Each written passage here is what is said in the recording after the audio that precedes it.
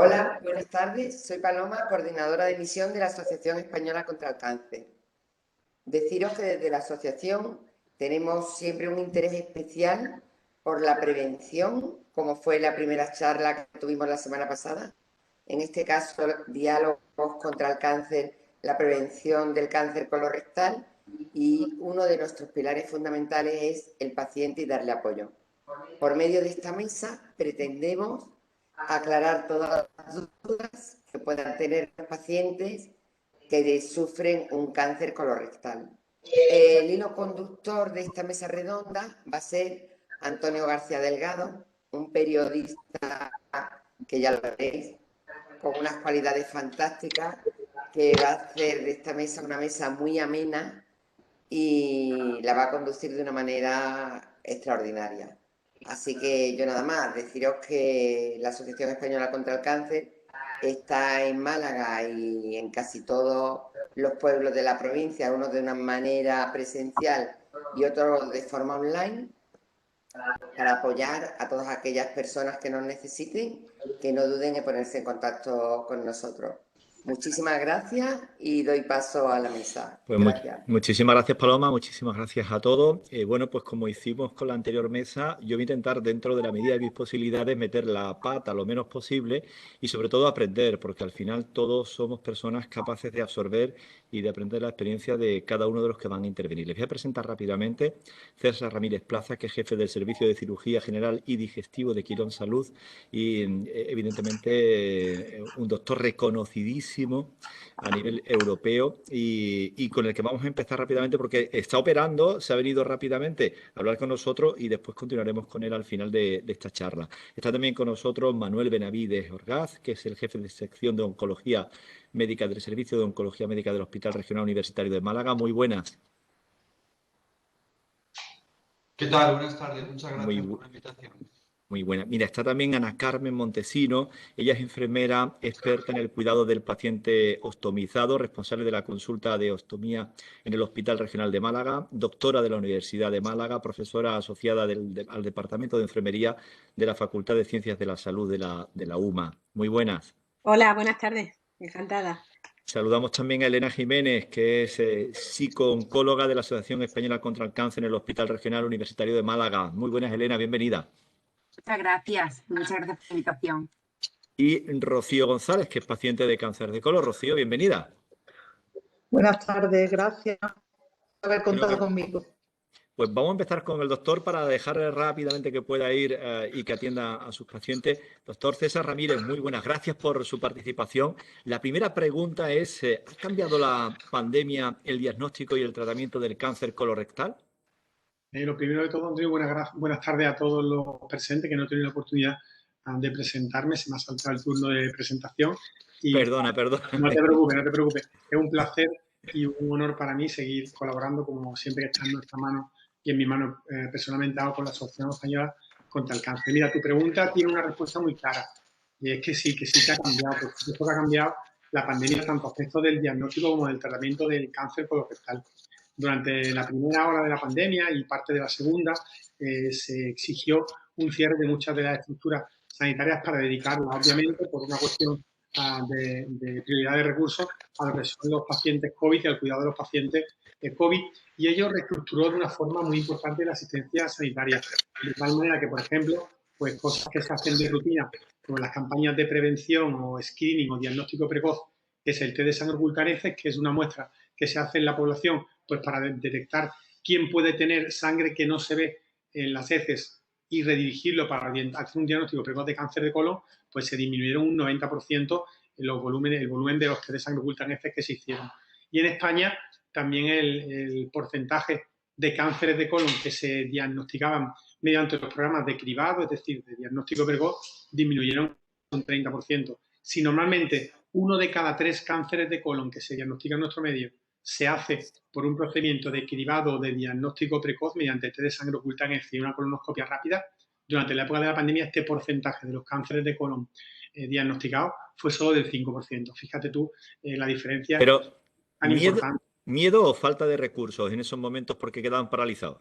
Pues una cuestión de asignación de recursos, de que hay unos recursos determinados los sistemas sanitarios que se tienen que dedicar a unas prioridades y no había espacio físico para meter a los pacientes de COVID y retenerlo y por tanto había que priorizar las cosas que se hacían.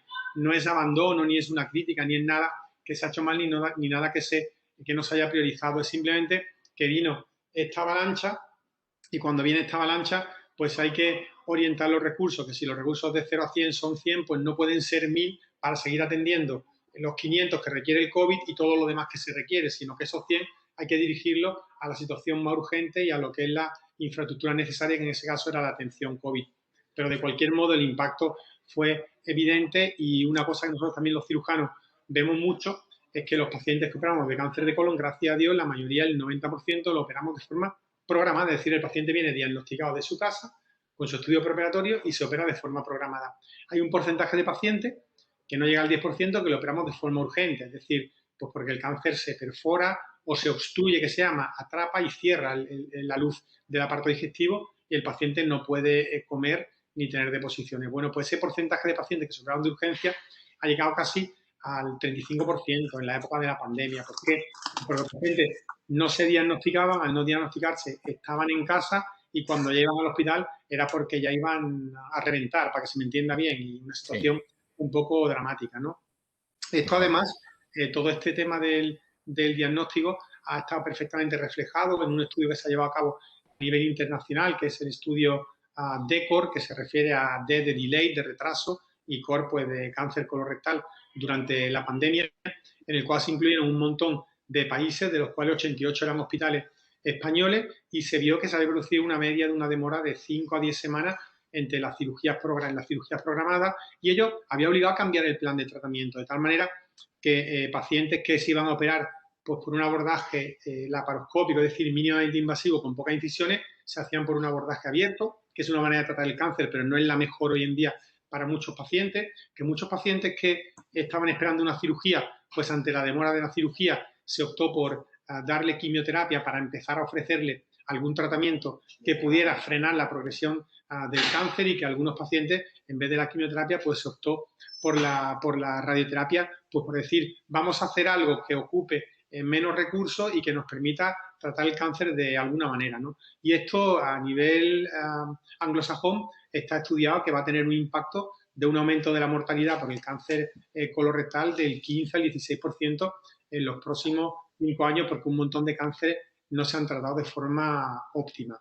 Esto, evidentemente, con el paso del tiempo se ha ido corrigiendo, el impacto en la tercera y en la cuarta ola pues ha sido menor, pero sí que hay una bolsa de pacientes que si se diagnostican pues con colonoscopia un 50% de pacientes menos de cáncer colorectal durante un tiempo determinado, no es que haya habido menos pacientes, ¿no? La epidemiología, la frecuencia del cáncer colorectal y su incidencia tiene una cadencia determinada que no va a fallar y que va a seguir existiendo siempre. Si durante un tiempo largo se diagnostican muchos menos cánceres y se operan muchos menos pacientes, cuando se evalúe cuántos pacientes se mueren por cáncer de colon y en qué fase se mueren, pues se van a morir por desgracia más y eso se verá dentro de unos años porque se han operado en fase más avanzada o porque muchos de ellos no han llegado al tratamiento óptimo en el momento adecuado.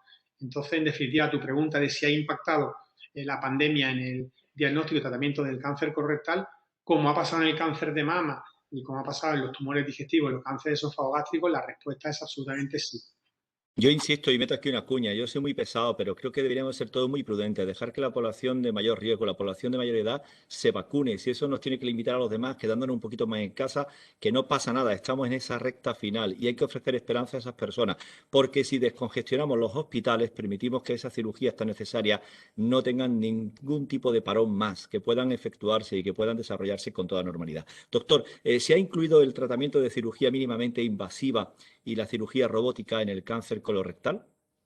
Sí, la respuesta de forma global es sí, pero hay que hacer un par de matices importantes, ¿no?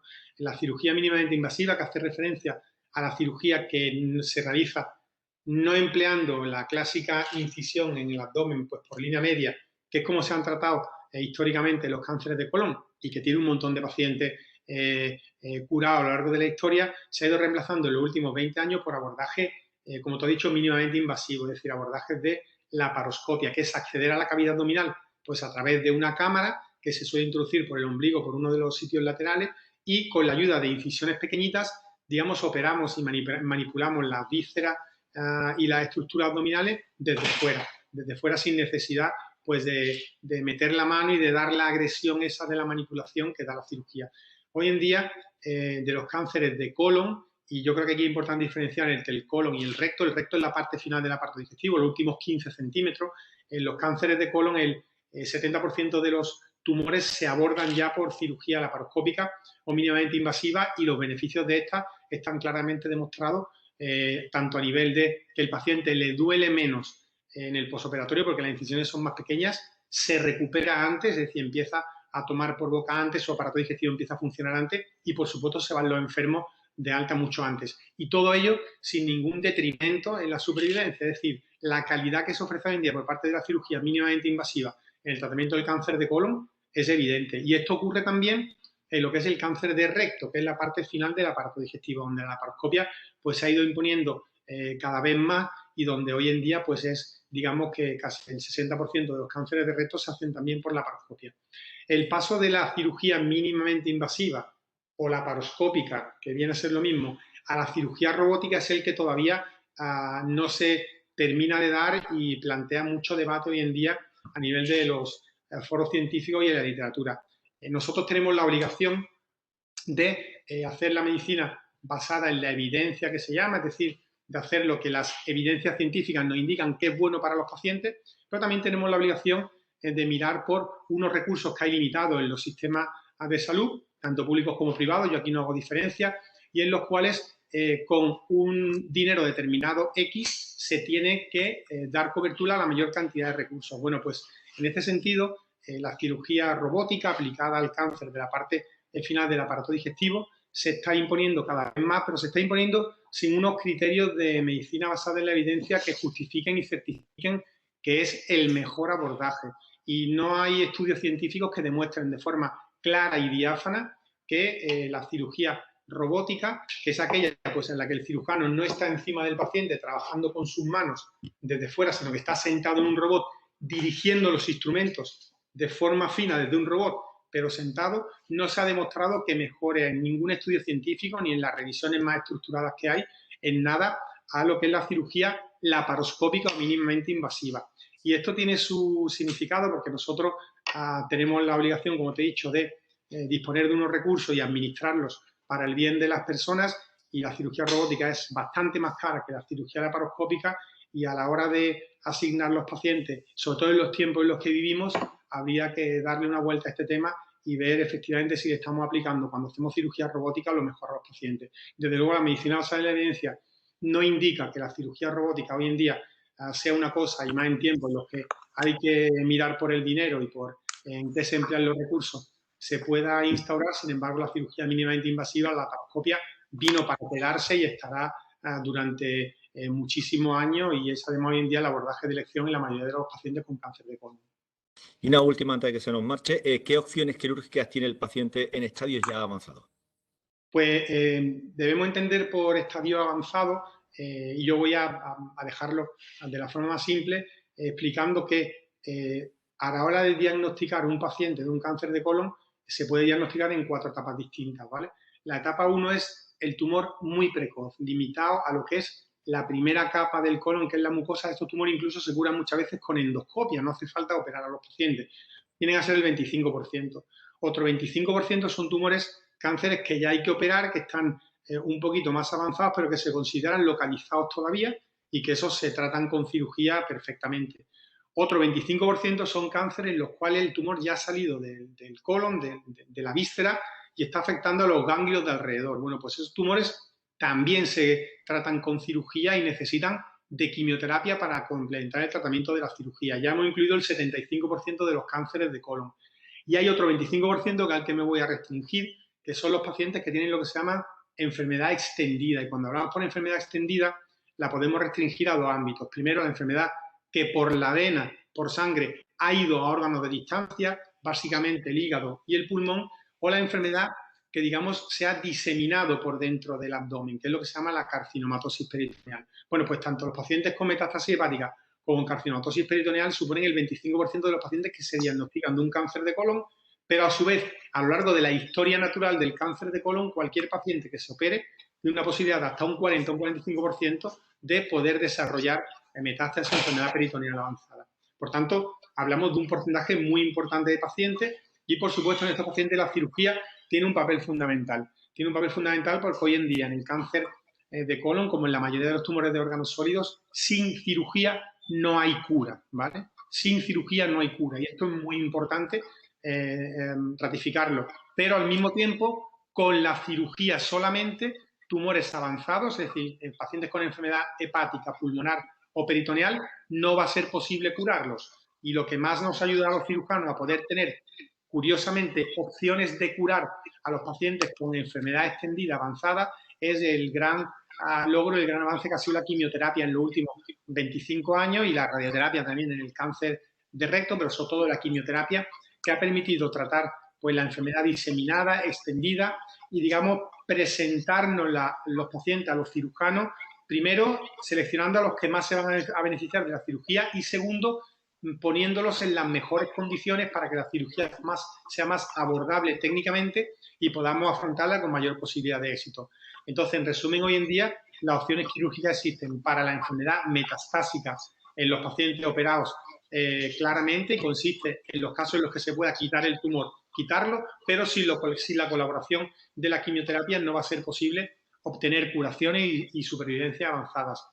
Algo parecido, pero quizás con menos papel de la quimioterapia, hago referencia a los pacientes que tienen enfermedad peritoneal, es decir, cuando la enfermedad se ha diseminado por dentro de la barriga, pero no está a distancia en otros órganos, ¿no? Ahí la cirugía tiene mucho que decir y es la única que puede ofrecer posibilidades de supervivencia más prolongada y de curación. Por tanto, las opciones quirúrgicas para los cánceres en estadio avanzado, en etapa avanzada, existen claramente y dependemos ahí los cirujanos también muchísimo de la quimioterapia, aunque curiosamente sin cirugía estos pacientes no se van a poder curar nunca.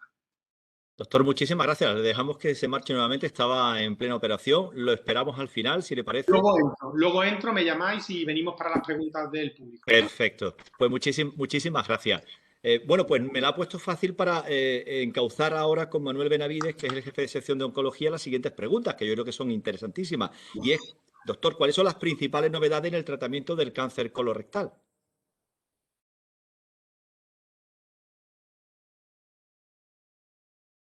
No sé si me oye. ¿Ahora?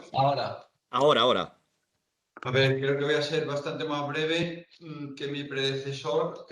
Básicamente, las principales novedades desde el punto de vista de la oncología médica, que es mi especialidad, en el caso del cáncer colorectal se refieren a novedades en cuanto a tratamientos sistémicos, es decir, en tratamientos bien de quimioterapia, bien con tratamientos biológicos o tratamientos de inmunoterapia. Si dividimos al cáncer, como el doctor Ramírez comentaba, localizado, es decir, los estadios 1, 2 y 3, bueno, los estadios 1 nosotros los oncólogos no los vemos nunca porque se operan y se siguen por cirugía. Los estadios 2 y los estadios 3, las principales novedades, la principal novedad en los últimos 15 años se refiere a la posibilidad de hacer tratamientos complementarios después de la cirugía más cortos, básicamente de la mitad de tiempo, en las que, a pesar de la controversia, bueno, pues hay una gran tendencia a que estos tratamientos se dividan prácticamente por 2 en el tiempo, lo cual no solamente es mucho mejor un tratamiento de 3 meses que de 6 meses, sino que encima las toxicidades pues, son también menores y los costes también. En cuanto al tratamiento de la enfermedad metastásica, es decir, ese 25-30% de pacientes que bien al diagnóstico o a lo largo de su evolución se van a hacer metastásicos, es decir, van a tener metástasis en alguno de los otros órganos a los cuales suelen diseminar este tipo de tumores, que son básicamente el hígado, el pulmón, el peritoneo, el cerebro, el hueso incluso también. Las novedades principales en este apartado de tratamiento, que son pacientes que ese 30%, un 25% de ese 30%, si nos llegamos a entender, son curables a pesar de ser metastásicos, es decir, que ante una enfermedad que ya está diseminada no es sinónimo de tratamiento paliativo imposible de curar, sino que hay un porcentaje de pacientes que con el tratamiento quirúrgico de las metástasis y el tratamiento de la quimioterapia, para que se puedan operar o para completar la cirugía, pues permite un 25% de curaciones, lo cual es muy importante a la hora de enfrentar la estrategia a llevar a cabo con un paciente que tiene metástasis la primera vez que lo tienes delante en su consulta. En este subgrupo de pacientes metastásicos es donde más novedades hay con respecto a su pregunta. Y bien, básicamente ocurre un poco parecido a lo que está ocurriendo en otros tumores. Desde que se descubrió el genoma en el año 2000, pues hemos ido conociendo muchísimo mejor el panorama mutacional, por llamarlo así, de muchos tumores, entre ellos el cáncer de colon. Aquí ha habido dos novedades principales y termino. Una, un pequeño subgrupo de pacientes que tienen un componente hereditario y que tienen un cáncer de colon con un componente hereditario, hoy en día son los que mejor van a lo largo de su evolución con un tratamiento de inmunoterapia. El trabajo se acaba de publicar en una revista de máximo impacto y bueno, tengo el honor de decir que hemos participado 5 centros en España, uno de ellos ha sido el nuestro, y ha establecido este tratamiento un estándar internacional en ese pequeño subgrupo de pacientes que es la principal innovación en cáncer colorectal en metastásico. Y en otro subgrupo de pacientes que tienen una característica diferente, que no son hereditarios, pero que también es un pequeño subgrupo de pacientes, también hay nuevos tratamientos que permiten unas evoluciones más largas. Fantástico. Ciencia, innovación, investigación, todo de la mano, afortunadamente. Hay una pregunta también que me gustaría hacerle. ¿El lado del colon importa? Sí. Sí, la verdad que la pregunta es interesante porque, a ver, a efectos de la gente que nos puede estar escuchando, que pues no son básicas, no creo que la mayoría sean sanitarios, hemos tardado mucho, los que nos llevamos dedicando a este tipo de tumores tanto tiempo, tanto aquí como fuera de España, en darnos cuenta que el lado importa. Es decir, no se comportan igual y no nos hemos dado cuenta hasta hace relativamente poco. No se comportan igual los tumores, el colon es como si lo viéramos de frente, es como si fuera como un puente que tiene como dos pilares, ¿no? Uno de ellos sería el colon que sube, por donde atravesamos un puente, es lo que llamamos el colon transverso, y la otra parte del otro pilar sería el colon descendente que va luego al recto, que es la parte final, ¿no? Pues en esa forma nos hemos dado cuenta que los pacientes que tienen un tumor en el lado derecho del colon, que incluye la parte ascendente y el transverso, tienen un peor pronóstico y además determinados medicamentos que pensábamos que eran útiles en esos pacientes, pues se ha demostrado que no sirven para nada. Por tanto, hemos dejado de poner esas medicaciones a estos pacientes con estos tumores en ese lado y, sin embargo, nos hemos dado cuenta que otros medicamentos tienen un beneficio que se multiplica por 2 y por 3 por tener el tumor en ese lado. No sabemos muy bien las causas por las cuales existen este comportamiento pronóstico y predictivo de beneficio a determinados tratamientos de forma completa, pero sí es verdad que hemos avanzado bastante y vamos conociendo características que constituyen de alguna forma esos tumores del lado derecho o los del lado izquierdo, y eso nos ha servido para poder tratar mejor a los pacientes y también para conferir un mejor pronóstico o no en función de esa localización y cómo debemos actuar. Es curioso. Hemos visto la parte científica, la parte médica, pero luego está la parte del paciente, la parte psicológica. Elena, ¿de qué manera se manifiesta el impacto psicológico en los pacientes con cáncer de colon? Bueno, realmente en los primeros momentos lo que más nos encontramos son ante la incertidumbre de un posible cáncer de colon. bueno, voy a centrar el cáncer de colon porque es la mesa de la que estamos hablando, ¿no? Pero sería extensible a cualquier diagnóstico de cáncer. Esos primeros momentos generan mucha angustia, mucha confusión. La incertidumbre normalmente está asociada y genera sentimientos de miedo y de preocupación. Miedo al futuro, miedo sobre todo cuando hay hijos, a mis hijos, y preocupación acerca de qué es lo que va a pasar conmigo. Es una enfermedad que, aunque cada vez hay más información y este tipo de mesas pues pueden aclarar muchas cosas, todavía es una enfermedad que se asocia mucho al sufrimiento y a la muerte. Y entonces surgen reacciones también de ansiedad, de depresión, se producen alteraciones en lo que es el ciclo de sueño y vigilia, problemas de insomnio, alteraciones también en la alimentación. A veces puede haber incluso, se ha visto en los estudios y lo hemos visto, comprobamos también en la clínica, un aumento de sustancias, un abuso a lo mejor del alcohol, de aumentar el consumo de tabaco, la gente que fuma, o incluso el consumo de psicofármacos o empezar a abusar un poco de los psicofármacos sin prescripción muchas veces médica.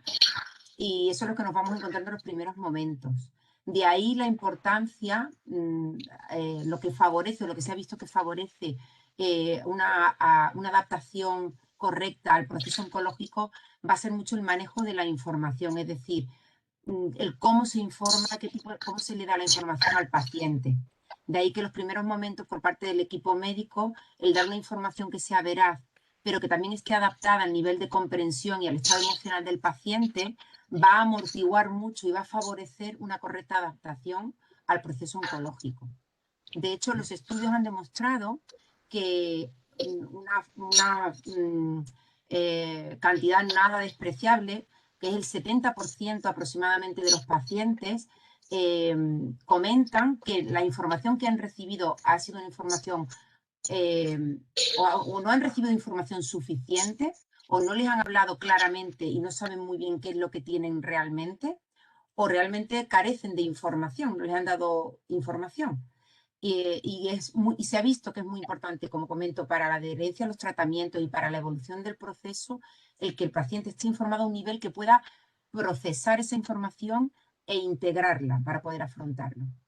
Bueno, he perdido, creo, a Ana Carmen, no sé si está con nosotros o si no es así, voy a la otra parte, porque claro, todo esto que comentáis ambos y que también nos comentaba el doctor Ramírez, luego tiene una parte final que es el paciente al que se ha referido todo el mundo. Y en este caso la experiencia más vital es la de Rocío, porque Rocío González es paciente de cáncer. Rocío, ¿cómo lo viviste tú? Tanto el proceso de consulta como el conocimiento de la enfermedad, como esa parte psicológica a la que nos hacía referencia Elena. Bueno, eso es una cosa que te tiene que pasar. Yo en el hospital, una hemorragia que tenía, y yo no me podía imaginar nunca que tuviera eso. Intentaron hacerme una colonoscopia, fue imposible de hacerla, el tumor era demasiado grande. Me vio una oncóloga y había que ostomizarme. Se me vino el mundo encima porque eso... Tú siempre piensas que lo que tú estabas hablando antes, tú piensas que un enfermo de cáncer se va a morir. Mis abuelas tuvieron las dos, una cáncer de colon y la otra cáncer de recto. A mí me ha tocado cáncer de recto. Después, cuando me tuve que dar radioterapia, me tuve que dar quimio. También había 2 tumores más que también fueron malos. Me operaron, todo fue genial. Y aquí a día de hoy todo se supera y todo es la cabeza y todo es lo que tú quieras. Todo lo que tú te propongas, como yo digo. Todo es lo que tú te propongas y no tiene por qué tener, o sea, no tiene por qué morirse una persona con cáncer. Yo es una cosa que no le he hecho prácticamente cuenta para nada. Yo tengo una bolsa desde el 26 de marzo del 2013 puesta y tengo que vivir con ella y para mí es una cosa más de mi cuerpo. La vida te cambia si tú quieres que te cambie, pero yo no puedo decir a mí me ha cambiado todo por esto, no, para nada. Me diagnosticaron cáncer con 40 años, yo tengo a día de hoy una niña con 21 años estudiando tercero de medicina y no está estudiando oncología porque ella dice que no quería saber nada de esta enfermedad, ya tiene bastante con lo que tiene su madre y a mí me costó trabajo de enseñarle lo que yo tenía puesto para vivir. y ella no le dieron la misma importancia que yo, ninguna. Y con esto, Fíjate, con esto se vive, pero a día de hoy perfectamente, vamos. me abre aquí dos incógnitas, o al menos dos preguntas, y que además podrían contestarme tanto el doctor como Elena, tanto Manuel como Elena. La actitud del paciente, doctor, es fundamental para abordar la solución del problema, y luego ella hablaba de olvidarse, primero asumirlo y después olvidarse. ¿Es fundamental esa actitud para poder abordar con mayor éxito la situación de una persona con cáncer? Elena. ¿Cuando yo? Sí, Elena, la actitud del paciente, por supuesto que es determinante, pero aquí me gustaría hacer una aclaración. La actitud del paciente, nosotros cuando, desde el punto de vista psico-oncológico, nos referimos a tener una actitud derrotista, que en este caso repercutiría negativamente, porque implica una serie de comportamientos que van muy lejos del afrontamiento eficaz que he comentado antes, y tener una actitud positiva es que el paciente desarrolla una actitud proactiva frente a su proceso. Y tener una actitud positiva no es incompatible con sentir emociones desagradables como el miedo, la ansiedad, la tristeza, la preocupación, la desesperanza, que de hecho es frecuente que en la mayoría de los pacientes surja a lo largo del proceso. Y hay que dar, como yo le decimos siempre, hay que dar espacio a esas emociones y hay que sentir esas emociones y conectarnos con ellas. No quedarnos anclados en ellas porque no nos beneficiarían, pero tampoco negarlas ni bloquearlas, porque luego puede dar lugar a reacciones mucho peores. Hay que aprender a identificar, comprender y gestionar nuestras emociones. Hay personas que por sí solas lo consiguen por su personalidad, por su experiencia previa, por sus habilidades personales, pero hay otras personas que en un momento determinado presentan cuadros importantes a nivel de distrés emocional y ahí sí sería importante que pudieran contar con una intervención psico-oncológica. Doctor, pero si le llega a alguien con un carácter positivo y una asunción positiva buscando una solución médica, supongo que será también mucho mejor, ¿no? Bueno, yo creo que es básico y fundamental. Yo creo que la actitud de esta mujer la ha descrito muy bien. Yo la veo francamente bien. La actitud que lleva forma parte de su vida. Imagino que es que no se le puede reconstruir el tránsito por lo que comenta. No, Y para nada. ya me Mira, imagino, claro. yo recuerdo que Mónica, la psicóloga nuestra, me regaló un libro por lo que era eso. Me regaló ese libro, yo lo guardé en un cajón. Y cuando pasó todo, tal y como me lo dio, se lo devolví. Y le dije que a mí no me hacía falta eso, que yo sabía lo que tenía y yo tenía que asumir eso. Yo, vamos a ver, yo he tenido mis bajones como todo el mundo tiene, porque todo es que te pase, ¿no? Tú tienes tus bajones porque te toca de ir a la playa, te toca de ponerte un traje ajustado, y mi oncóloga siempre lo decía, nunca te pongas una ropa grande para tapar tu bolsa, ¿no? Tú tienes que seguir tu vida tal y como está. Y yo siempre le he seguido eso al de ello. Siempre. Yo no me he puesto una ropa más grande porque la bolsa no se note. Yo he ido a la playa y me he bañado desde entonces. Yo, para mí es una cosa que yo hay días que voy a ducharme y no me acuerdo ni de quitármela. O sea que yo llevo ya unos años viviendo con eso y yo, Hola. la verdad que muy Sí, bien. te tenemos de nuevo, sí, sí. Ya es que se había ido la imagen de todos. No, Decía que sí. había como básicamente dos grupos de pacientes en cáncer de colon, pero también en otros tumores. No es lo mismo que te digan, bueno, pues tienen que operar, ponerte radio o no, sí, tal, y una quimio durante X tiempo y luego seguimiento, a que te digan no sé cuánto tiempo va a durar el tratamiento. El caso de ella es un tumor localizado que tiene un tratamiento limitado en el tiempo y luego pasa un seguimiento y mira cómo está. Que un tratamiento en una enfermedad metastásica en ese 25-30% de pacientes en el cual, ¿cuándo vamos a acabar? No lo sabemos. ¿Cuánto tiempo va a durar? No lo sé. Es decir, donde no se ve un fin, pues probablemente el comportamiento también sea un poco más diferente, ¿no? Sí, efectivamente. Primero que cada paciente es un mundo, igual que médicamente y es importante, y de hecho para eso están los comités y tenemos grandes profesionales que adaptan el tratamiento a cada paciente. A nivel psicológico pasa igual. Hay muchas variables además que influyen también en el afrontamiento del paciente, sus características de personalidad, el nivel de ansiedad, rasgo que tengan y el nivel de ansiedad estado que presenten, las variables de información que he comentado al principio, cómo han recibido la información, qué espacio se ha dado para que el paciente pueda preguntar y sus dudas puedan ser aclaradas, que eso también determina mucho el estado emocional del paciente. La amenaza percibida. No es lo mismo sentir que efectivamente que el cáncer es una enfermedad tratable y curable en mi caso, a tener que afrontar una enfermedad crónica y aprender a vivir con ella, o a tener que afrontar una enfermedad que sé que no me voy a curar y que mi esperanza de vida no es muy elevada. No, está también, está Ana Carmen con nosotros ya de nuevo, enfermera experta en el cuidado de pacientes ostomizados. Ana Carmen, ¿qué es y qué hace una enfermera estomaterapeuta? Váyatela con la preguntita final, ¿eh? Váyatela con la palabreja. Bueno, la palabra es muy Un compleja. trabajo La excepcional, la palabra es verdad. difícil. Sí, el trabajo será excepcional, pero podría acortar la palabra. Gracias, doctor Benavides. La verdad es que el nombre es un poco atravesado, pero Sí, no sí. es muy sencillo. Además, yo creo que, bueno, que no es porque lo haga yo, pero porque cualquiera que pueda ayudar a cualquiera lo haría exactamente igual de bien.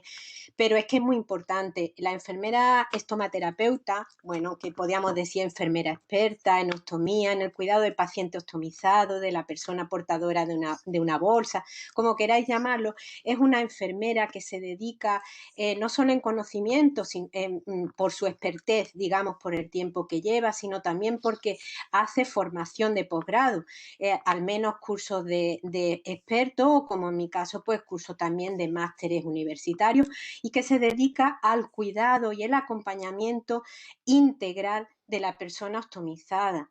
Y recalco mucho el tema integral, porque me parece que no solo cuidamos en el sentido de la bolsa. A mí me llaman la enfermera de la bolsa o la consulta de la bolsa, pero en realidad la bolsa es el reflejo de lo que hago, ¿no? En realidad yo trato a la persona por el hecho de llevar una bolsa, ¿no? Desde Muy bien que lo haces, Ana. Claro, es por eso, porque es la persona, cada persona un mundo. Entonces, mi labor pues consiste precisamente en eso, en la de aportar los cuidados necesarios, empezando por una primera etapa desde el diagnóstico, o sea, cuando el paciente ya es diagnosticado en la consulta del proceso de cáncer de colon y va a saber o tiene una probabilidad muy grande de que va a llevar una bolsa, ya es derivado a la consulta donde yo trabajo. Allí, en lo que denominamos consulta prequirúrgica, empieza mi primera etapa con el paciente. Aclaramos dudas, le enseño lo que es una bolsa, le digo qué opina, qué piensa, aclaramos dudas, miedos, temores. Desde eso precisamente es muy importante, porque todo el proceso va a resultar mucho más fácil si desde el principio se quitan y se evitan un montón de miedos, dudas, temores, y como por ahí se ha hablado, todos esos típicos tópicos de que una bolsa y esos mitos y esas historias tan terribles, ¿no? Ana Carmen, cuéntamelo, porque yo soy de los desconocedores, por ejemplo, como muchísima gente que nos pueda estar viendo. ¿Qué es exactamente ese mito y, sobre todo, la utilidad que tiene la bolsa? Pues mira, el mito muchas veces no saber, no conocen los dispositivos, no conocen la evolución en esos dispositivos y cree que una bolsa, como a ti te dicen, te van a poner una bolsa, es literalmente ponerte una bolsa. Vamos, la verdad es que en el terreno de la industria, en la ostomía se ha avanzado muchísimo y el diseño de los dispositivos actuales que podemos utilizar son cómodos, anatómicos y están diseñados para suplir todas aquellas necesidades que el paciente ostomizado va teniendo, desde confort, discreción, no huelen, no suenan. Los primitivos dispositivos eran de unos plásticos, bueno, pues como tal, unos plásticos que al andar iban sonando, bla, bla, bla, bla. Bueno, pues, ¿Una bolsa? Claro, una bolsa, literalmente una bolsa. Ahora los plásticos son insonoros, tienen una capa capa de tejido sin tejer para que no den alergia, ni calor, ni sudoraciones. Tienen unos filtros con carbón activado para que el olor no se transmita hacia afuera. Y después tienen un material, está hecho de un material que son los hidrocoloides, que hoy por hoy es una segunda piel. No, es mejor que nuestra propia piel. Regenera, cuidan y además pues llevan un adhesivo para que esa bolsa esté sujeta a la piel.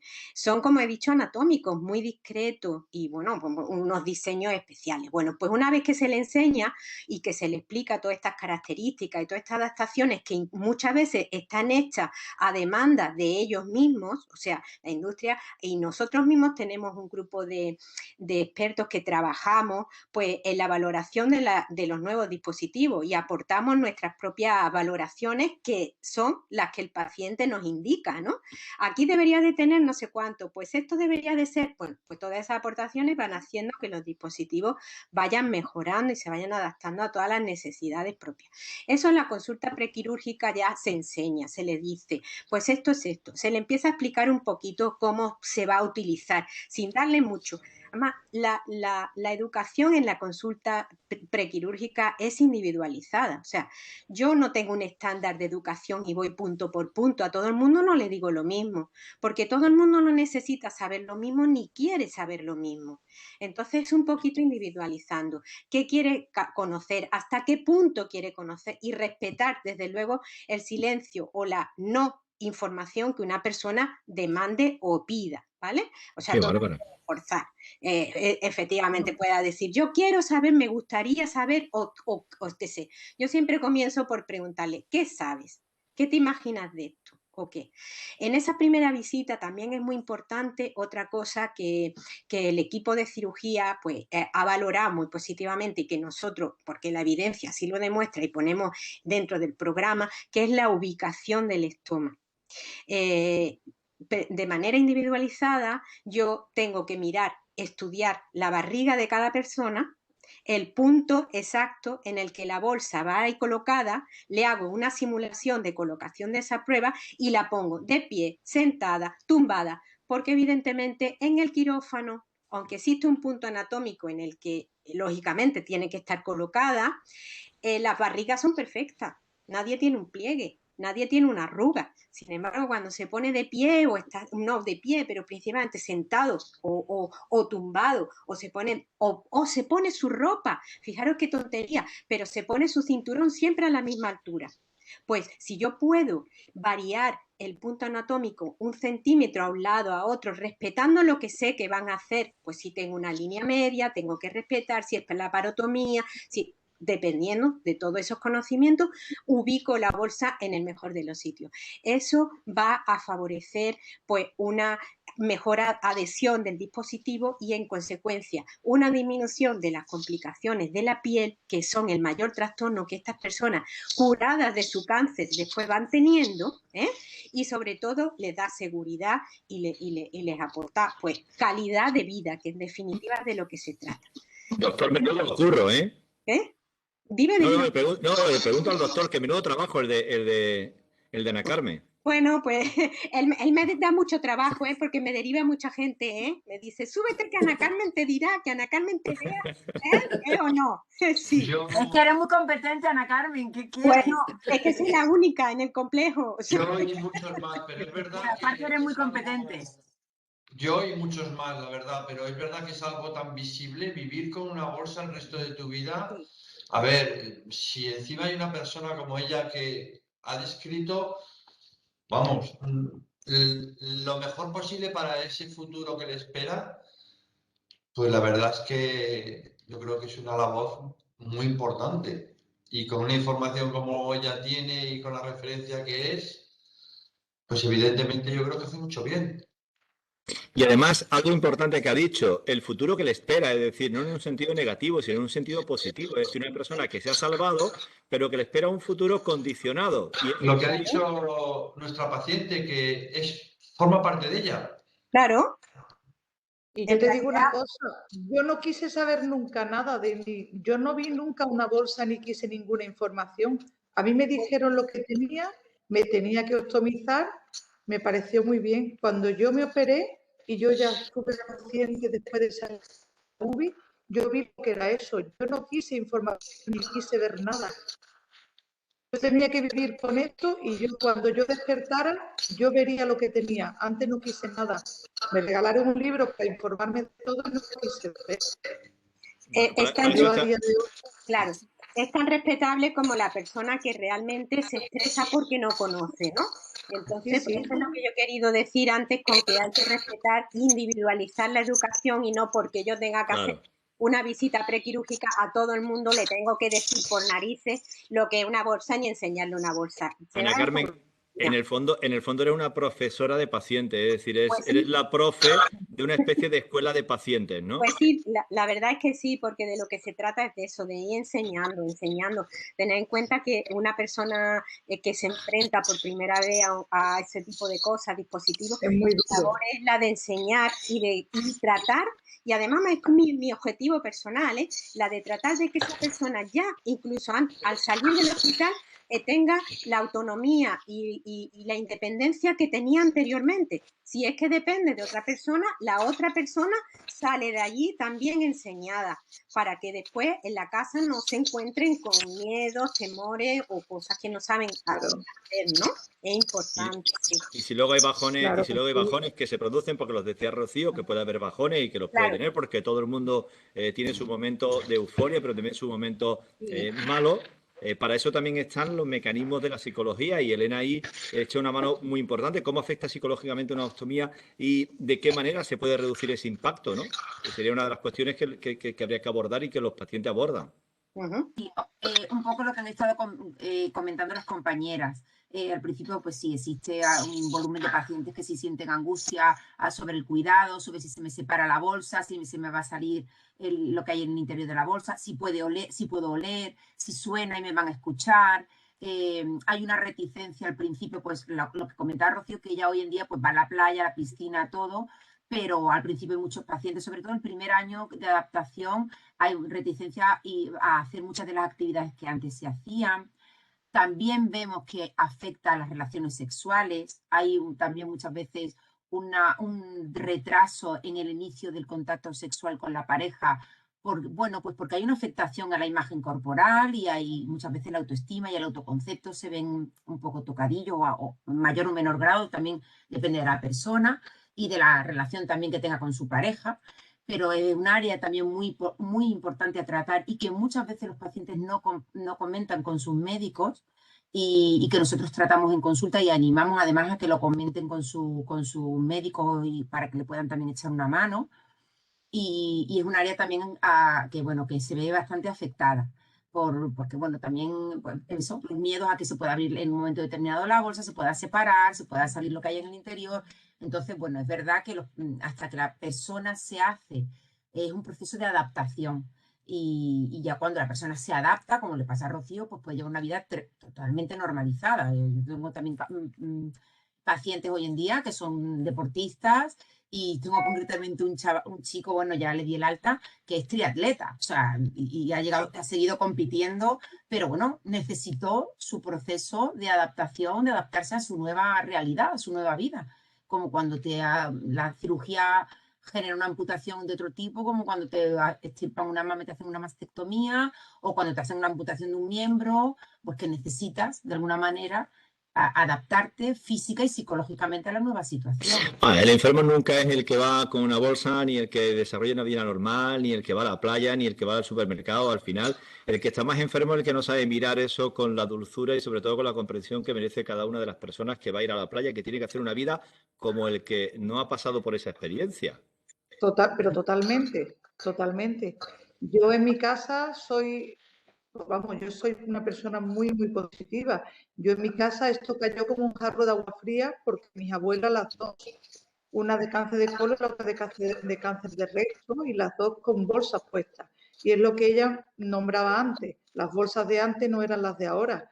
Eso en mi casa cayó muy mal, porque mi madre era la primera que decía, uy, con el calor que eso da, y mi hija tener que vivir con eso siempre pegaba la piel. Yo tenía 40 años. Hace 8 años atrás yo tenía 40 años. Entonces, eso en mi casa vino muy mal. muy mal, cayó muy mal porque ellas se fueron, eran otros tiempos y yo a día de hoy mi piel es perfecta, que es lo que ella estaba contando antes. Yo no he tenido problema hasta hoy, no he tenido problema para nada.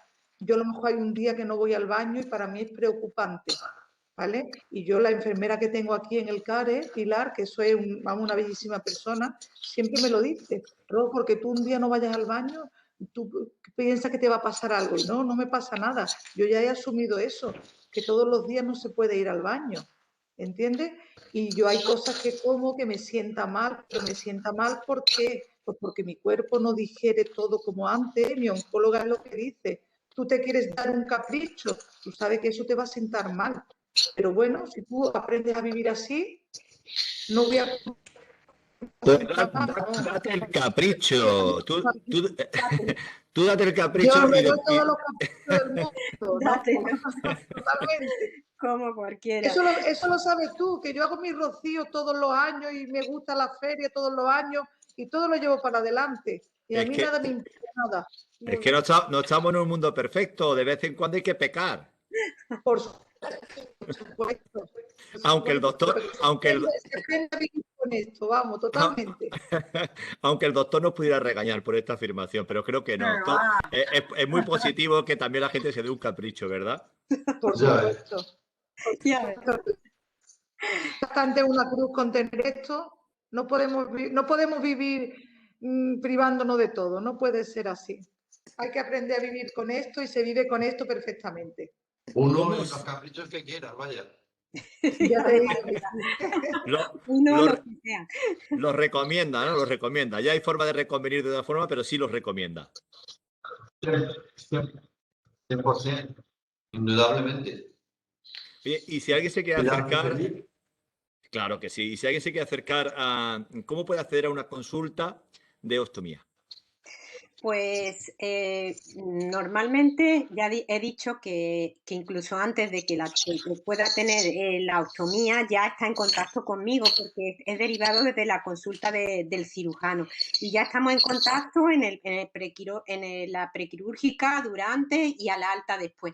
Existe una consulta que también puede tener acceso libre, o sea que cualquier persona que crea que necesita de una visión, porque bueno, pues puede tener una complicación, también yo llevo todo el tipo de complicaciones, o prevención, educación, o tal, recomendaciones, dispositivos, indicaciones, porque también desde la consulta hacemos las prescripciones de las bolsas, que hay que recetarlas, evidentemente, y entonces quien no las conoce, pues no sabe ni siquiera de qué se trata ese material.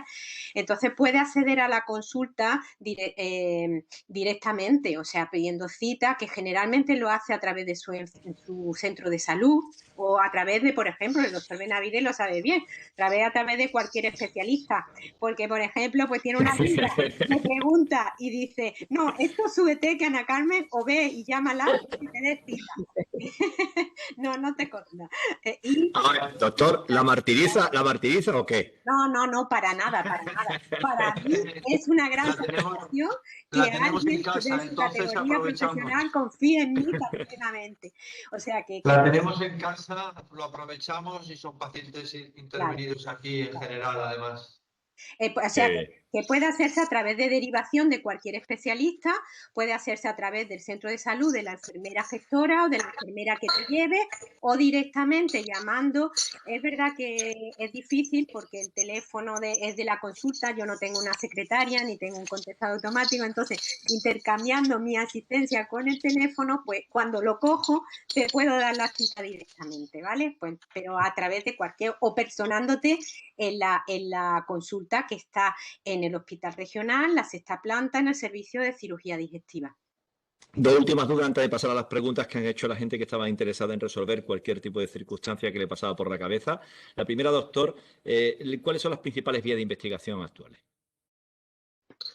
Bueno, las principales vías de investigación en cuanto al cáncer de colon y que probablemente serán las más próximas a aplicarse si los resultados son positivos, se refieren a todo lo que nosotros llamamos enfermedad mínima residual, que podemos detectar en el plasma con una muestra de sangre en los pacientes. Las aplicaciones son enormes debido a la gran cantidad de conocimiento que tenemos sobre el comportamiento molecular de cada uno de los tumores, y en este caso del cáncer colorectal, las aplicaciones que probablemente vean antes que se puedan aplicar en la práctica clínica, pues que yo creo que pueden estar, los ensayos se están haciendo ya, y yo creo que pueden estar en 2 o 3 años.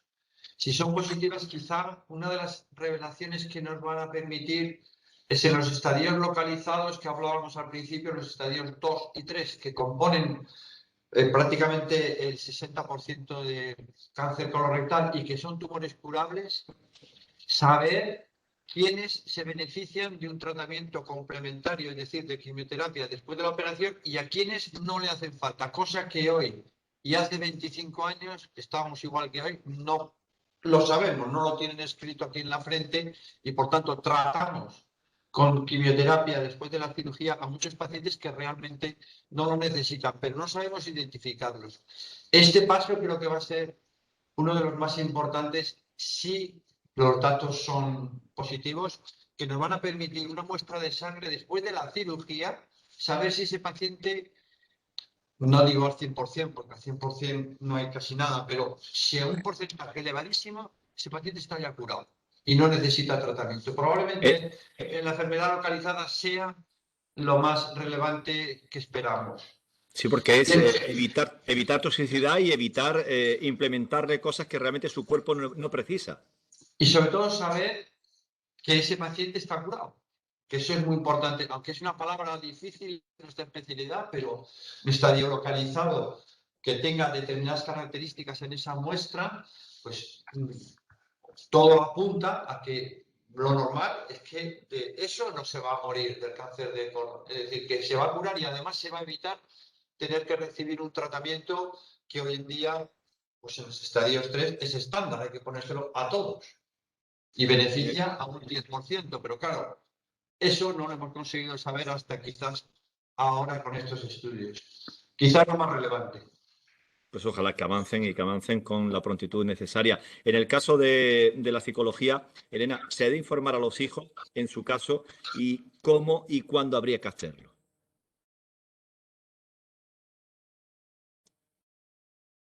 No te escuchamos, yo no te escucho. No. No te escucho. Perdón, que lo desactive Ahora. Sí, a los hijos hay que informarlos, pero siempre cuando ya esté el diagnóstico confirmado y se le haya dado información al paciente de qué tratamientos va a recibir. El lenguaje tiene que ser siempre un lenguaje adaptado a la edad del niño y al nivel de comprensión del niño. No hay que dar demasiada información, simplemente explicar un poquito qué cambios va a haber en casa, porque los niños son los reyes de la empatía. Los niños observan y se dan cuenta de que en casa están pasando cosas, aunque creamos que no e intentemos disimular, los estados emocionales los niños los captan muchísimo. Estoy hablando de los niños más pequeños, pero un niño ya más mayor es que se entera. Y aunque nosotros creamos que no, hay conversaciones telefónicas que escuchan, aunque creemos que el niño está jugando y no está prestando atención, el niño se entera, o incluso puede escuchar mensajes en casa de gente que venga o de algo que hablen entre los padres.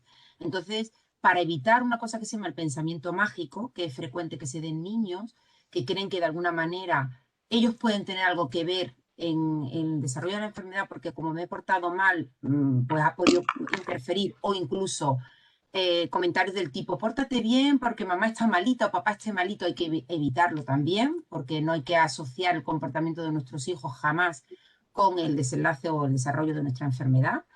Pero hay que darle información para que sepan que en casa va a haber un cambio, que en casa mamá o papá van a tener que salir al hospital, van a tener que, si lo tienen que operar, pues más o menos el tiempo que van a estar papá o mamá fuera de casa, porque tiene que estar en un hospital, y explicarle que le van a hacer una operación, y sobre todo generar un ambiente de seguridad y de confianza para que el niño pueda hacer aquellas preguntas que quiera hacer, para evitar estados de ansiedad y de miedo que muchas veces vemos en esos niños. Eso siempre en esos momentos. Y en situaciones ya que, por ejemplo, la cosa se complique o sean casos como el que hablaban mis compañeros, ¿no? De personas que no se van a curar y que tristemente van a terminar falleciendo de esta enfermedad, sí es recomendable que esos padres adquieran orientación por parte de un psicooncólogo, de pautas de afrontamiento de lo que es la fase final y la muerte de uno de sus progenitores para afrontar ese momento de la manera menos dolorosa para esos niños.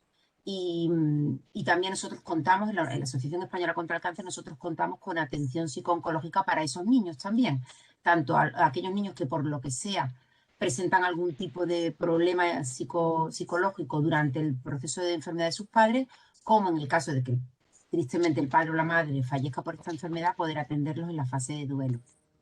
No, pues yo voy a abordar ya, porque nos vamos consumiendo nuestro tiempo, a las preguntas que han ido haciendo las personas interesadas en esta mesa, en esta charla. Voy a empezar por el doctor Benavides, y estas son las preguntas. Desde que aparece un pólipo, ¿cuánto tarda en convertirse en un cáncer colorectal? A ver, lo que nosotros llamamos la secuencia adenoma, que es como se llama un pólipo, aunque hay varios tipos de pólipos, no solamente adenomas, a carcinoma, es decir, a cáncer, en general está en torno a los 10 años. Dicho esto, no todos los pólipos tienen esa misma secuencia, es decir, hay algunos que pueden tener una evolución más rápida. Pero en general la secuencia adenoma-carcinoma está en torno a los 10 años. De ahí la importancia del cribado en heces y de ahí la importancia, en el caso de ser positivo, de una colonoscopia. Claro. Porque cogida A a ver, tiempo yo creo que es probablemente la colonoscopia, y menos mal que ya prácticamente todas las comunidades, pues, me imagino, tienen implantado el cribado poblacional, tiene un rendimiento mucho mayor incluso que la mamografía. Es decir, que la posibilidad de evitar un cáncer de colon es bastante más importante que en el caso de la mamografía del cáncer de mama. Y bueno, hoy en día ya está de los 50 a los 75. En casos de cáncer hereditario, normalmente 10 años antes de la edad a la cual el probando lo ha tenido. Y luego la realización también depende un poco del tipo de pólipos que nos podemos encontrar. Que puede ir de 1 año a 3, a 5, a 10, depende. Claro. Y luego, si desarrolla pólipos, ¿cuánto tiempo tengo que hacerme una colonoscopia? Es decir, si alguien desarrolla pólipos, la pregunta es ¿cada cuánto tiempo tiene que hacerse luego una colonoscopia? Es lo que comentaba al final, depende. Porque no todos los pólipos son lo mismo. Hay pólipos A, B, C, D, sin diferentes nombres y con diferentes alteraciones. Entonces, las guías que pueden variar de un continente a otro, básicamente Europa, América, pero depende del nombre del pólipo y de las características de ese pólipo, porque dentro de cada tipo puede haber diferentes características.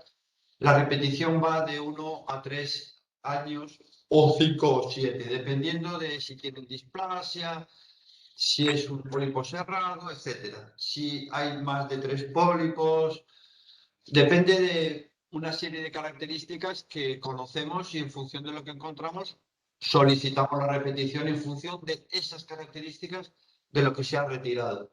Tamaño también importa, el número, el tipo, la displasia. En cualquier caso, lo más importante en una colonoscopia es que pólipo quitado, problema eliminado. Pues sí, y algunos de ellos con una posibilidad de pasar a un carcinoma elevadísima, claro, evidentemente, sí, para eso se hace. Pues esa es la conclusión fundamental a la que hay que indicar a todo el mundo, bien el cribado, bien la colonoscopia cuando se la indica, porque todo aquello que lo encuentre y que le quiten son problemas que se va a evitar a futuro. Así que ese es precisamente donde reside el 90 al 95% del éxito del no desarrollo de un cáncer de colon o de un cáncer de recto, fundamentalmente. No sé si me equivoco, doctor. Sí, no, así es. Luego le hacen otra pregunta. ¿Hay relación entre las enfermedades autoinmunes y el cáncer colorectal? Que yo sepa, no. Y una última, dice, ¿hay tratamientos de inmunoterapia y tratamientos diana en el cáncer colorectal? Bueno, esta pregunta quizá la he contestado antes cuando he hablado del ensayo este que hemos participado.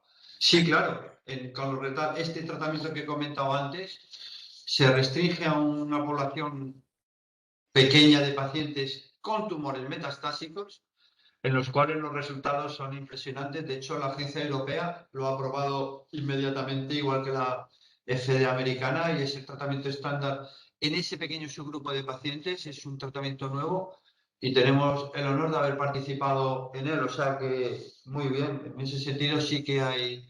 Igual pasa en otros muchos tumores, ¿eh? La inmunoterapia ha revolucionado el tratamiento del cáncer en general. Es un antes y un después, sin que la quimioterapia se pueda eliminar en muchos de los tumores, pero la inmunoterapia en el cáncer de colon menos que en otros tumores, pero también tiene su beneficio. Para nuestra experta enfermera Ana Carmen, estas son para ti, ¿vale? Preguntas. Tras la operación, mi médico me ha aconsejado uso de faja. ¿Puedo utilizarla si tengo bolsa? La verdad es que es una pregunta interesante porque con el tema de la faja se ha pasado desde una etapa en la que la faja estuvo prohibida porque era contraindicada a que ahora casi todo el mundo después de la cirugía abdominal se le indica o se le aconseja el uso de faja. Aunque tenga la ostomía, tiene que llevar faja si su médico se lo ha indicado, pues porque, bueno, porque lo necesita. Pero sí es importante una cosa, hay que tener en cuenta que esta faja, a pesar de lo que pueda haber en ortopedias y material indicado, la tendencia actual por las complicaciones que han aparecido por el uso de fajas fenestradas es la de usar fajas sin orificio. O sea, fajas que no estén fenestradas. Yo sé que van a ir a la ortopedia, el de la ortopedia le va a decir, ¿cómo? ¿Tú tienes una bolsa? ¿Tú necesitas un boquete? Pero No, para nada. Existen muchísimos problemas derivados del uso de la faja. Eso es muy lógico, además es muy fácil de entender. Si yo tengo una zona, precisamente la zona de ostomía es una zona de debilidad en la pared abdominal. Es un punto creado artificial que puede generar una hernia, pues muy rápidamente, además una de las complicaciones más frecuentes, la hernia paraestomar, porque es una debilidad en la pared abdominal. Si yo ejerzo presión por todo el punto alrededor, menos donde tengo precisamente la debilidad, con el tiempo voy a tener mayor probabilidad de que en ese punto tenga una hernia y encima pueda tener edemas, sangrado, eritema, muchas complicaciones. O sea que sí puede usar faja, pero faja sin fenestrar. Bien, nos dice otro paciente, dice, he oído que existe un tapón para no tener que llevar la bolsa. ¿Puedo utilizarlo? Eso también es una pregunta muy frecuente y muchísimo más ahora de cara al verano. Bueno, verás, el problema del paciente ostomizado que está carente de información es que muchas veces él tiene una bolsa y cree que el de al lado que tiene otra bolsa tiene lo mismo que él. La bolsa será lo mismo, pero a lo mejor la causa por la que lo tiene no es lo mismo. Por eso hemos hablado de cánceres a diferentes niveles o ostomías, en este caso ostomía a diferentes puntos del intestino. No es lo mismo una ileostomía que una colostomía, a pesar de que yo llevo una bolsa. Si tú no entiendes, para ti tú eres igual que yo. Bueno, pues en resumidas cuentas, el paciente que tenga una ileostomía no tiene colon. Si no tiene colon, no puede tener puesto un reservorio, que el tapón, el obturador. Si tiene una colostomía a nivel descendente muy baja, a nivel casi ya final del sigma, del recto, que es la última, pues tiene todo su intestino para poder acumular las heces que el tapón le está impidiendo de salir, ¿vale? Porque si no, no va a pasar nada, pero es que no es eficaz, no se puede poner. O sea, te lo pones y no funciona. Esa es. O sea, que depende de qué tipo de ostomía tenga realizada. Y la última pregunta para ti. Después de una colostomía, ¿es normal expulsar excreciones por el ano? Es normal. Depende también precisamente de qué tipo de intervención tenga realizada, porque a veces por el hecho de llevar una bolsa, lo que el cirujano ha hecho ha sido una derivación de una porción de intestino. Sin embargo, hay otra porción por debajo de la bolsa que se continúa con el recto. Esa porción no va a emitir heces porque no la recibe van a la bolsa, evidentemente. Esto es como si yo doy un corte en la circulación del tráfico. Lo que me llega es hasta el punto donde tengo. Pero sí es verdad que la porción intestinal que sigue a la bolsa, aunque esté cerrada al tránsito, tiene su mucosa íntegra y es un intestino sano. Por lo tanto, produce moco. Ese moco, ¿por dónde va a salir? No tiene más manera de salir que por el recto. Entonces, lo que se emite y lo que se tiene muy frecuentemente es emisión de moco, mucosa, que producimos, ¿vale? Todo el mundo, que normalmente nos sale con las heces, no somos muy conscientes de qué cantidad tenemos, pero en realidad, y hay personas más mucosas que otras, evidentemente también. Sin embargo, eso no va a tener más remedio que salir por el resto. Y entonces muchos de ellos manifiestan que expulsan como parecido a heces y que además tienen sensación de ir al baño. Claro, el cerebro interpreta pues una deposición normal y corriente. Es normal dependiendo de qué tipo de intervención tengan hecha. Tres preguntas para nuestra psico-oncóloga. La primera, ¿cómo es la vida de una persona ostomizada después de la intervención? Bueno, yo creo que antes ya lo he comentado un poco, ¿no? Cómo repercutía psicológicamente el vivir con una ostomía.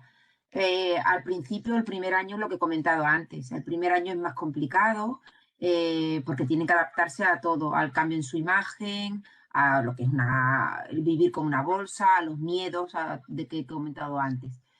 Pero en general, casi todos los pacientes, una vez pasado ese primer año, después de haber finalizado con los tratamientos, tienen una calidad de vida y una vida bastante normalizada. La mayoría de ellos. Es cierto, aquí sí me gustaría hacer un apunte.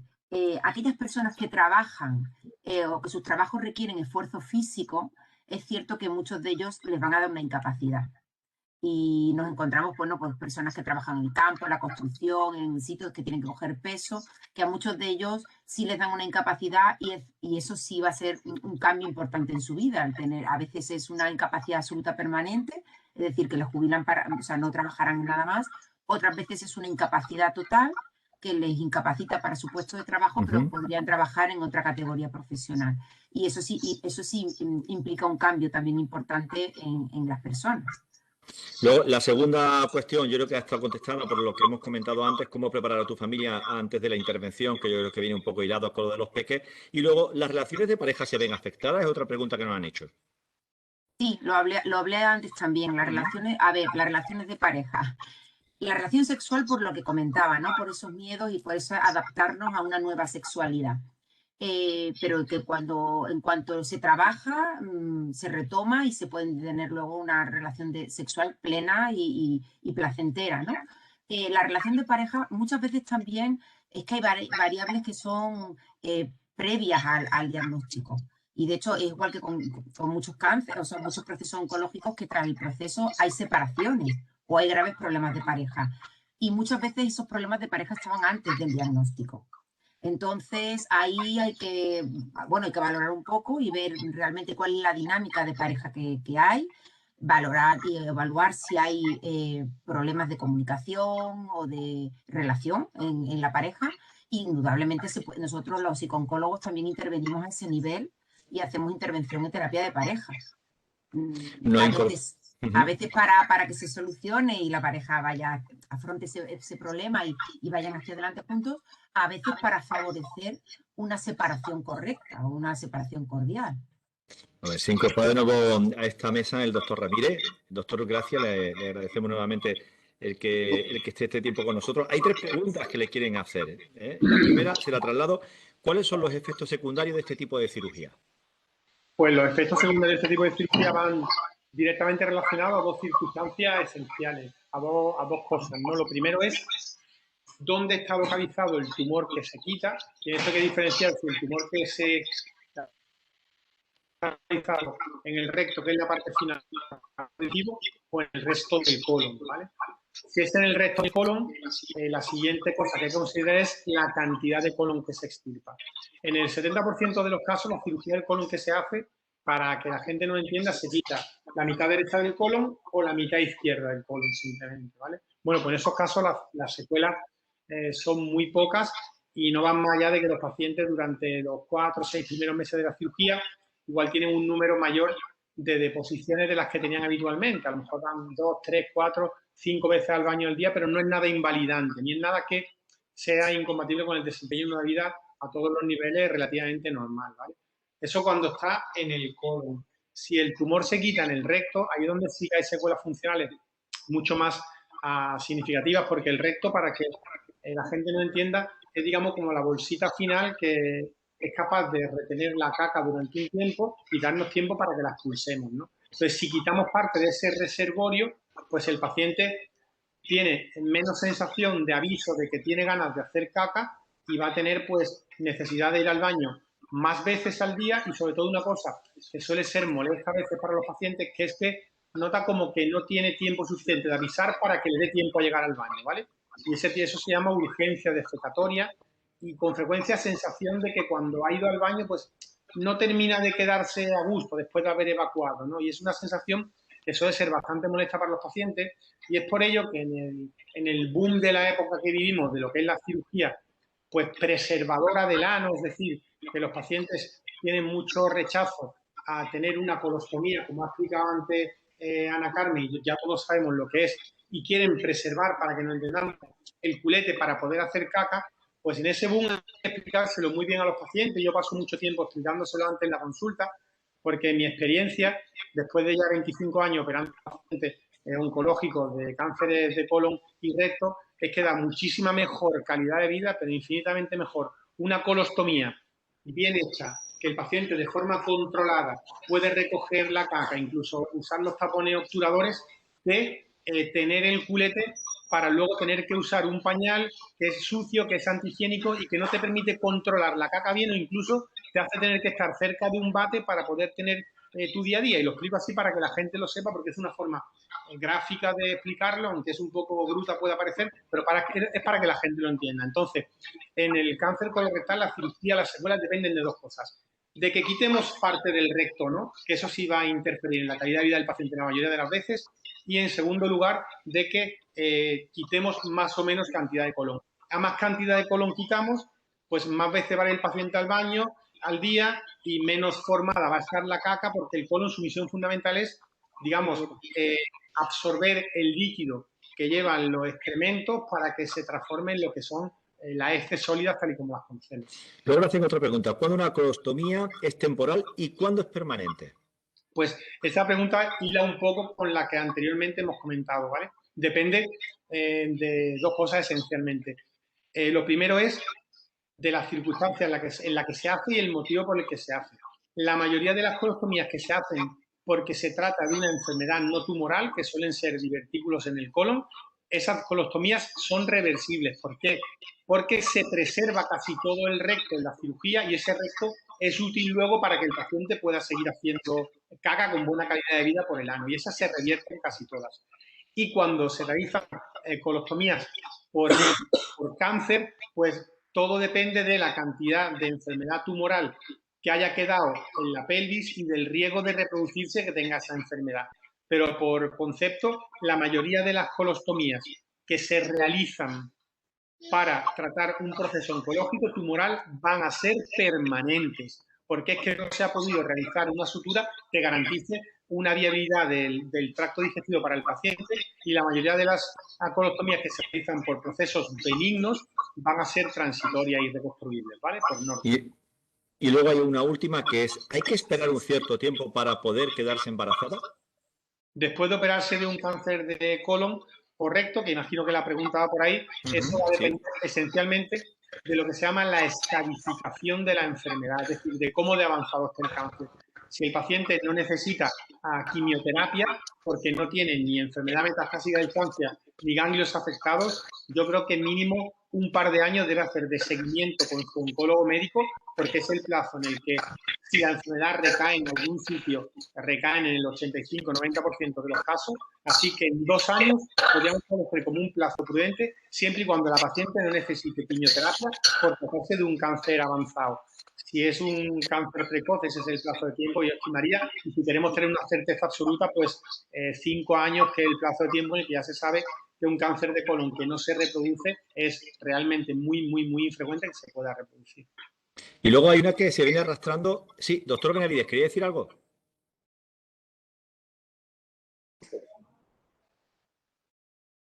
No le escucho. Es como si... Ahora. Perdón.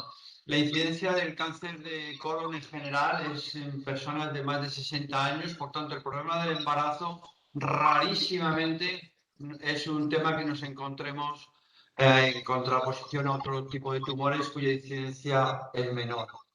Y luego, el tiempo, es verdad que son los 3 primeros años cuando más cuando más se pueden producir las recaídas en los estadios localizados, pero también es verdad que depende si el tratamiento hay que ponerlo y tiene indicación porque mejora la supervivencia, reduce mortalidad, pues hay fármacos que no están contraindicados en un embarazo, que también eventualmente se podrían poner, pero es excepcional en general. Bueno, pues ya Por lo conocemos menos en mi esa... experiencia. Conocemos perfectamente entonces todas las respuestas. Y luego han hecho una que venía arrastrada de la mesa anterior. Esta es curiosa, ¿eh? Los embutidos como, lo leo, chorizos y salchichón hay que quitarlos de la dieta, pero ¿y qué pasa con el jamón york y el pavo? Esta pregunta es casi es gourmet, es una pregunta gourmet. No sé a quién hacérsela. Bueno, yo creo que Ana el jamón york y el pavo Carmen. no hay que quitarlo de la dieta. Creo que no hay que quitar nada de la dieta, sino simplemente el hacer las cosas con cabeza y no estar todo el día comiendo ni chorizo ni salchichón, ni comiendo carne roja y hacer una dieta equilibrada, que todos los modelos de dieta mediterránea lo tenemos en cualquier página web a la que nos queramos acercar y tener un poco de cabeza simplemente. Porque, hombre, se sabe que la había hablado antes de lo del consumo de alimentos que pueden predisponer a un mayor riesgo de cáncer colorectal, pero tampoco es una cosa que obligue a una restricción dietética absoluta ni a privarse absolutamente de nada, y creo que el jamón york y el pavo, el que quiera que lo coma, pero tampoco conozco a nadie que se alimente de jamón york y de pavo y que todos los días vaya a estar comiendo jamón york y pavo. Claro. A fecha de hoy hay dos aspectos realmente que sí tienen su importancia y uno es el ejercicio físico, que es realmente fundamental en este tumor y hay datos que también sugieren su beneficio en este sentido. Y luego la fibra, todo lo que sean frutos secos, las nueces, los anacardos, todo ese tipo de ingesta de alguna forma continuada parece que también tiene un beneficio en este tumor. ¿Es recomendable, por ejemplo, sustituir el pan blanco para desayunar por un pan integral que nos pueda aportar ese tipo de fibra? Ahí tengo No yo sé. algo que aportar, y es Sí. que dependiendo del tipo de ostomía que se tenga, la fibra es buena o no. En el caso de que se tenga una ileostomía, sobre todo en el primer mes, durante el primer tiempo, la fibra no es compatible. O sea, habría que tomar alimentos con escasa fibra, ¿vale? En contra de lo que pueda parecer. En el caso de las colostomías, pues no hay ninguna restricción de dieta. Incluso pues seguimos las mismas indicaciones de la dieta rica en fibra por beneficio para el colon, ¿no? Pero sí es muy importante saber que si tengo una ileostomía, no debo de tomar fibra, o sea que debo de evitar el fruto seco, la piña, el espárrago y el pan integral, sustituirlo por alimentos que no tengan, que sean fibra soluble, no fibra insoluble. Bueno, creo que la pregunta iba más bien para personas que quieren prevenir precisamente tener como consecuencia pues algún problema de cáncer. Entonces, ese Sí. tipo de dieta mediterránea, el no abusar de las carnes rojas, como decía, el ejercicio, que era algo muy importante que sacábamos conclusión en la anterior mesa, el evitar coger un ascensor y subir por unas escaleras, que es muy sano, el andar rápido probablemente. Cuando hablamos de ejercicio tampoco estamos hablando de un ejercicio de ir al gimnasio y coger pesas, sino el reeducar nuestra actividad y dejar el coche porque 1 kilómetro o 2 kilómetros de distancia no es distancia. Pero Y que de todas maneras también... Ay, perdona. Hay mucha gente que piensa que las personas que estamos optimizadas tenemos que privarnos de muchas cosas, tenemos que evitar muchas cosas, y yo siempre yo llevo ya unos años, yo siempre lo digo, tú tienes que comer de todo, debes hacer el ejercicio que tú quieras, mantener una dieta mediterránea, pero no porque estemos optimizados, no porque tengamos cáncer, tenemos que privarnos de todo. Es así, Es así. Bueno, se Y de despedía todas... el doctor César César Ramírez, se ha ido, sí. que nos hacía así con la mano porque tiene que seguir. Es que lo hemos sacado directamente del quirófano en dos ocasiones, para el principio y al final, pero tiene que seguir evidentemente operando y lo entendemos perfectamente. De todas formas, llevamos 1 horita y media, que es el tiempo que normalmente creemos estipulado y lógico para que la gente no pierda la atención y haya aprovechado al máximo esta mesa. Y yo creo que si no tenéis nada más que contar o queréis concluir con alguna cosa, Yo iba a perfecto. añadir una cosa, y es que, Dime. hombre, nos hemos centrado mucho a lo largo de toda la mesa del paciente que tiene una colostomía, pero también tenemos que recordar que hay muchos pacientes de cáncer de colon que no van a tener una ostomía realizada. Entonces, el tema de la alimentación, pues indudablemente sí, son pacientes que van a poder comer prácticamente de todo, y que, bueno, que sí es cierto que tendrían que tener un seguimiento o una orientación por parte de un equipo o de endocrinos o de nutricionistas, porque muchas veces es verdad que están muy perdidos y tienen muchas dudas sobre qué comer, qué no comer, y hombre, yo creo que sí es algo importante, porque sobre todo en este tipo de cánceres, como bien apuntaba Manuel, la alimentación sí guarda una relación importante con este tipo de tumores, ¿no? Sí. Nos hemos centrado efectivamente en eso y hay que tener en cuenta que están esos estadios primeros que mencionaba el doctor y que hemos hecho referencia, que no van a precisar de una cirugía, tal cual Sí, estamos hablando. pero no de una ostomía, de una cirugía, Claro, pero que no va a pero necesitar llevar una bolsita. correcto. Y también a esos pacientes también hay que meterlos aquí en esta mesa. Y en Yo, cualquier... una curiosidad de un Sí, paciente era que me decían, yo tengo más de un paciente, no sé, Ana Carmen, si a ti te lo han comentado también, que habían notado que comer queso manchego con una copita de vino les reducía mucho o sea, hacía que las heces fueran más consistentes.